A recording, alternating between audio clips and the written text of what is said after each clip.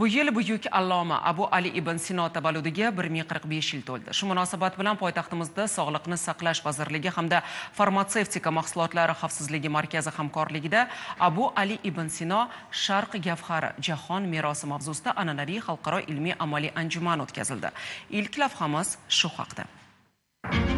Abu Ali ibn Sino Sharq gavhari jahon merosi. Bugun poytaxtimizda o'tkazilgan xalqaro anjuman ayni shu mavzuga bag'ishlanib, buyuk alloma tavalludining 1045 yilligi, farmatsevtika mahsulotlari xavfsizligi markazi tashkil etilganligining 30 yilligiga bag'ishlandi.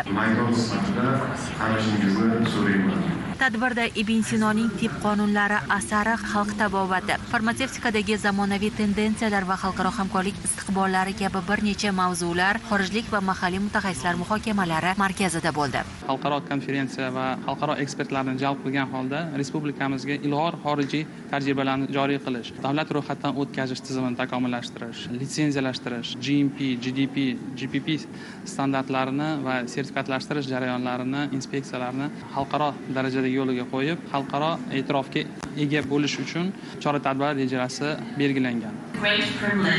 Shuningdek, tadbir doirasida plenar va seksiya yig'ilishlarida 49 ta ma'ruza va mahorat darslari ham taqdim etildi. Ibn Sinoning asarlari nafaqat Sharq, balki jahon tibbiyotiga zamin yaratdi. Bugun ham uning ilmiy merosi zamonaviy tadqiqotlarda muhim ahamiyatga ega deydi buyuk allomaning boy merosini o'rganayotgan xorijiy tadqiqotchilardan biri.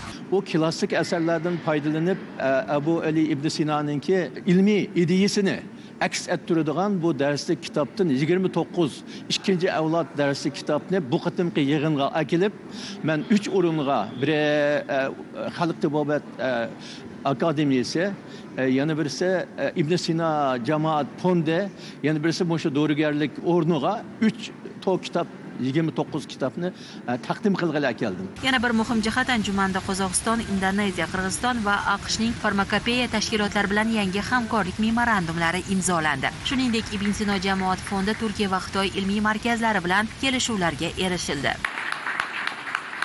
Tashkilotchilarga ko'ra, ushbu anjuman bobokalonimiz Abu Ali ibn Sinoning ilmiy merosini zamonaviy tibbiyot va farmatsevtika sohasi bilan uyg'unlashtirib, hamkorlik va innovatsiya uchun muhim platforma sifatida xizmat qiladi. Sohiba Akrom va Kamron Rahmonov, Zamon informatsion tahliliy dasturi uchun.